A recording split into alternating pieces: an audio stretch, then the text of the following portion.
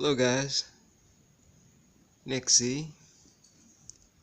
This is my next step in the replications of Dr. Stiffler and his diode loop and so forth.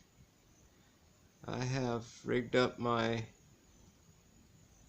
oscillator here with, I tried different transistors and different crystals and different capacitors, and let me sit down here a second. Anyway, I had a hard time getting this oscillator working because these little caps, the 22, what is it, nanofarad or that are on the transistor, they're one of them. It stopped working, and it just, they wouldn't light at all, and it fooled me because it looked fine, you know. So when I checked with other ones, it lit up, the bulbs and so forth. But it took me a couple days to figure out what it was, because it wasn't an obvious physical thing that was wrong.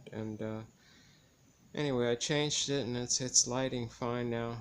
What I've got here is it's a new bulb. It's an AC LED bulb. It's 24 LEDs. It's on 4 sides and a few on top there. So it's lighting. This camera, of course, dims it. It's lighting okay. You know, it's not like full blast or anything, but it's lighting some. So it took me a while to get that, and then I attached a wire, a ground wire off of it, and onto these other whatever 26, I think, or yeah, I think they're 26 LEDs on this thing. And it didn't really phase the other part of the circuit at all. So that was kind of interesting, you know, adding another 24 LEDs and not really seeing a dimming of the light. So I'm just tuning this thing now. I'm just getting this bulb, gutted GE AC dimmable 8.5 watt 110 volt bulb. I have 4 of them brought to me from the States. I gutted this one, and yes, it has a circuit in there on a little circuit board inside the bulb base. So anyway, I took it apart, and it was hard getting this thing to work. I mean, I couldn't get any light out of it, and I didn't know what the heck was going on. And it was all about this little tiny capacitors that are there on the transistor, and I'm using another transistor now. I'm trying out different ones. They're all different, even ones within the same values are different. So you got to find one that likes, you know, your system or whatever.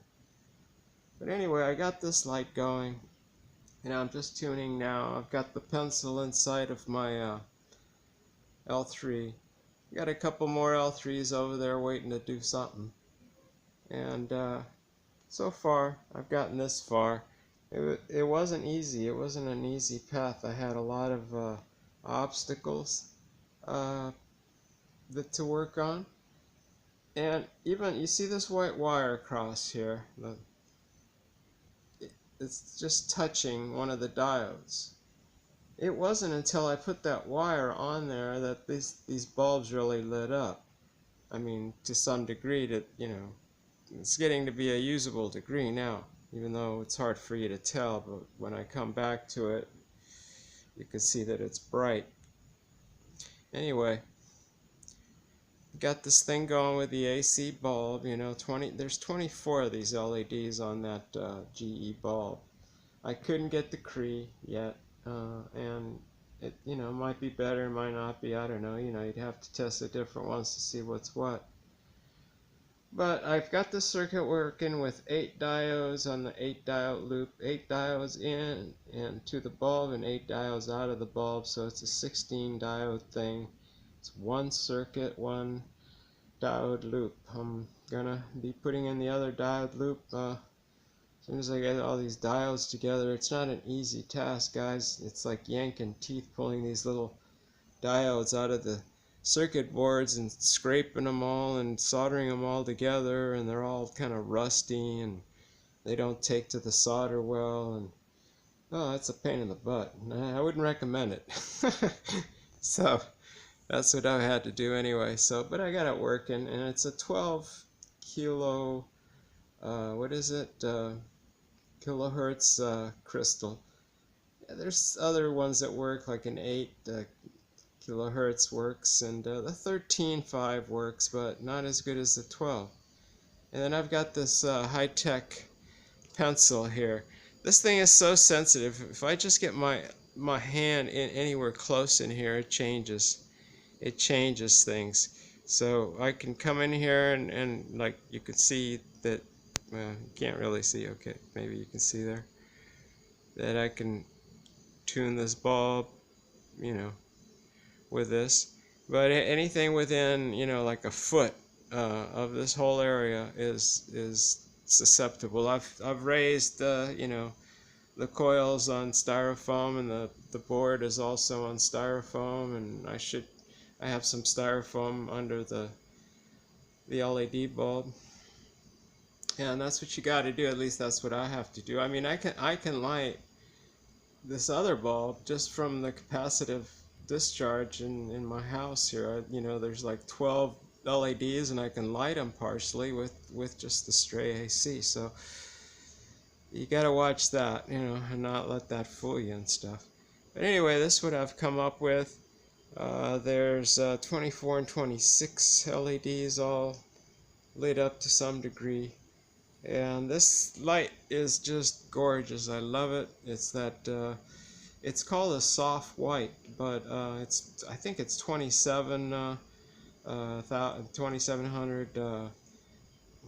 what the hell is that? Anyway, it's the warm white, and I just love it. Compared to these guys are obnoxious. I mean, you look those things in the face, and it's all glittery.